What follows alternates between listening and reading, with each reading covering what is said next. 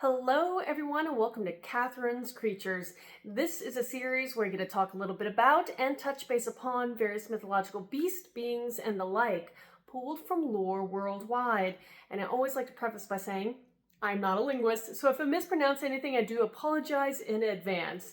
And today I wanted to talk about an entity from Irish myth, and this would be the Darrig or Darrig.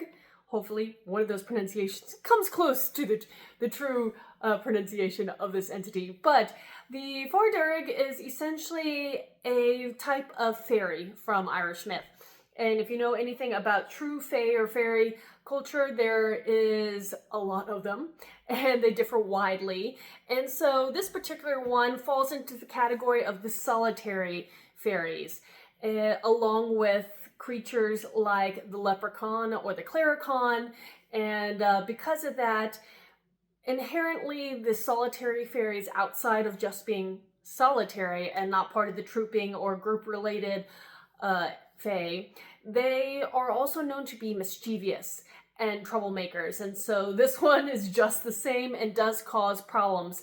Now, looking at what we have on the Darrig, the name actually loosely translates the red man, and that could be in reference to the fact that this particular fae is known to wear some red-based item of clothing, be it a coat or a cap, or it possibly could be in reference to the fact that it's often thought to have flaming red hair. So the red man. I did see when I was looking through some sites, one of the sites mentioned that they could also be called the rat boys, but because I did not see this on any other places where I was researching, I am a little skeptical if this is true.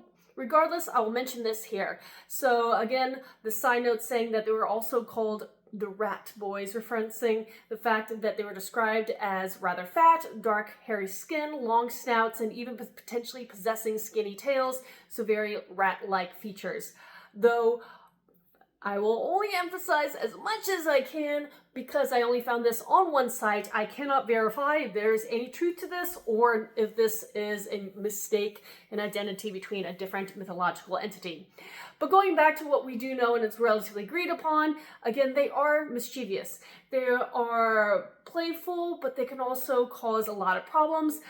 While certain fae-like entities may actually go about and play their pranks during the day, the Darrig were known to kind of be more nocturnal. They kept their practical jokes, in particular their gruesome ones, to occur at night.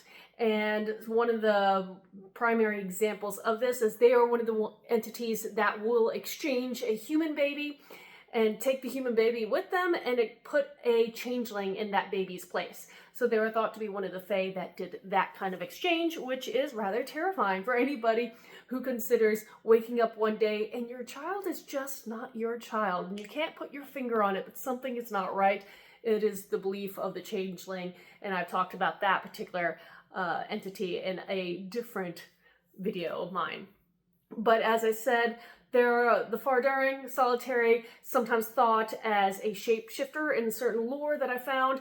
To what capabilities it has in changing its form, I'm uncertain, but it was noted that they, like a lot of fae, had that capability as well.